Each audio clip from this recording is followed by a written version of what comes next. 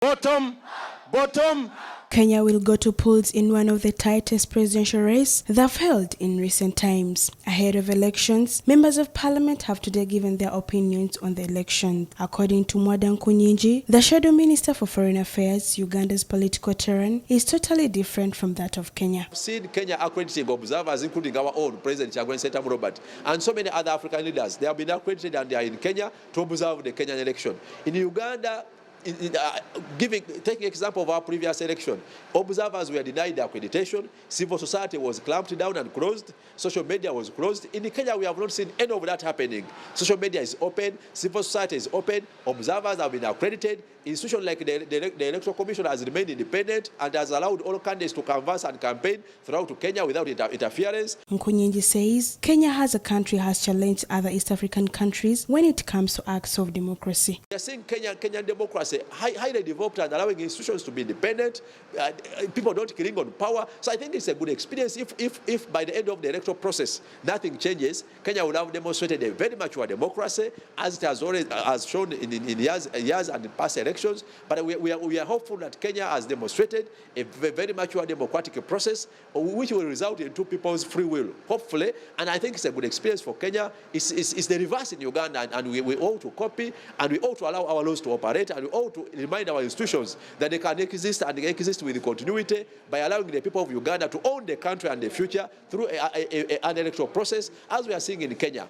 Other members say the recent elections held in Kenya have shown that elections should not divide the country. We have seen different scenarios in the voting system or in the voting process in this country.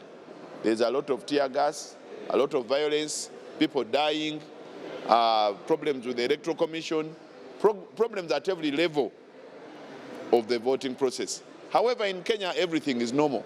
Actually, the president has particularly shown that you can differ on ideas, but you live in the same country.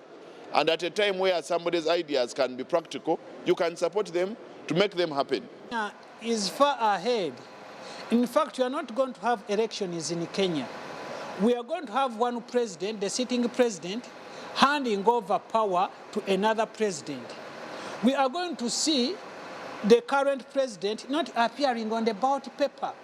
So for Uganda, whereby you always have a sitting president on the ballot paper, the way the police in Kenya is behaving as if the police is for Kenyanese, it is supervising Kenyanese, and they will all remain Kenyanese. But when you come here, you find that the police is behaving as if it's not for... Geoffrey Macho says the business is as usual at the border, with heavy deployment at the border points. Our side of Uganda, the condition is business as normal, apart from our people making more money because there is more business for now. I don't appreciate because there is good deployment in the side of Kenya, which is a sign of controlling or containing any situation in the case of any outcome.